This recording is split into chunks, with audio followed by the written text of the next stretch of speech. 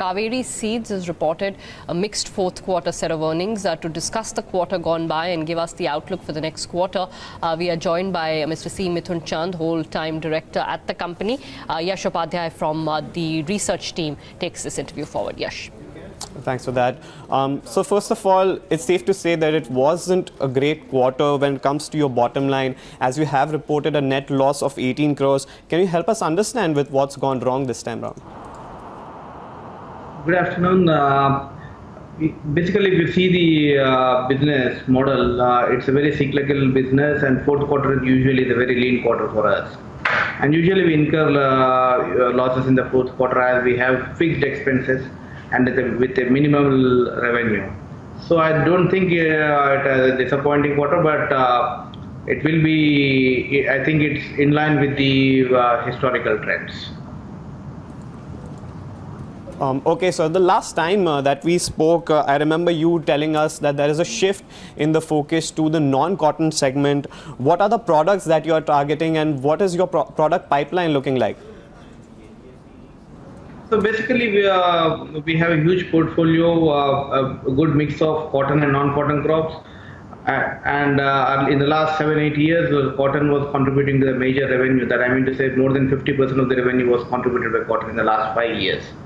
So going forward, we are focusing more on non-cotton crops, especially like crops like maize, rice, pearl millet, and vegetable. These are the 4 crops which we are working on, and we see a huge growth coming from these crops. And overall, across India, we see a huge potential for these crops, and especially for rice, we see a lot of hybridization. Pace of hybridization is also going up, and acreages in maize are also improving. So these 2 factors definitely will have a positive growth, and we see more than 20% growth for the next 3 to 5 years in non-cotton crops.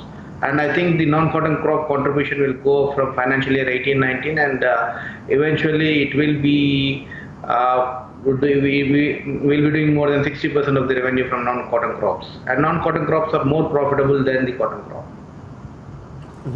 Right. And so with respect to expanding your distribution network, what sort of plans do you have there, and which are the key geographies that you plan to expand into? We are a pan-India company, and we are present in almost all the geographies. But as we grow, we are intensifying our network. We are covering across all parts of India, and more specifically, we are expanding or intensifying our network in central and eastern India. So these are the 2 parts where we are concentrating more. And we have got a very strong network in southern India, and we have very good market shares in the southern and part of central India, especially Maharashtra. Other than this, we are improving our network, and year on year we are increasing the market shares, and we are expanding our network as well. And so in terms of pricing, we are gathering that there is a lot of pricing pressure in the industry given the subdued farm income and the increased competition from the unorganized players. How are you assessing the situation? So basically, if you see the total cost incurred for seed is less than 5% of the total input cost. And seed is a must a product for the farmer to buy, and definitely will spend more on seed because it actually tells how much yield he can get at the end of the day. So pricing pressure is there on the other commodities, but for seed I don't think pricing does matter for them. Usually they go for good seed for good yields. Okay, sir. And finally, if you could leave us with your outlook for FY19, we have IMD forecasting for a normal monsoon for a 3rd consecutive year. What is the kind of growth that one can come to expect in terms of both your top line and bottom line, say over the next 2 years? By seeing the present forecast, and we have seen that the forecast is also good for the next coming monsoon. And in terms of our product lines, our products have done extremely well in both the markets, central and southern India, both in terms of cotton and non-cotton crops. So we see a good market share gain in Maharashtra and Gujarat for cotton, and market share gain in non-cotton crops, especially maize and rice across India. So we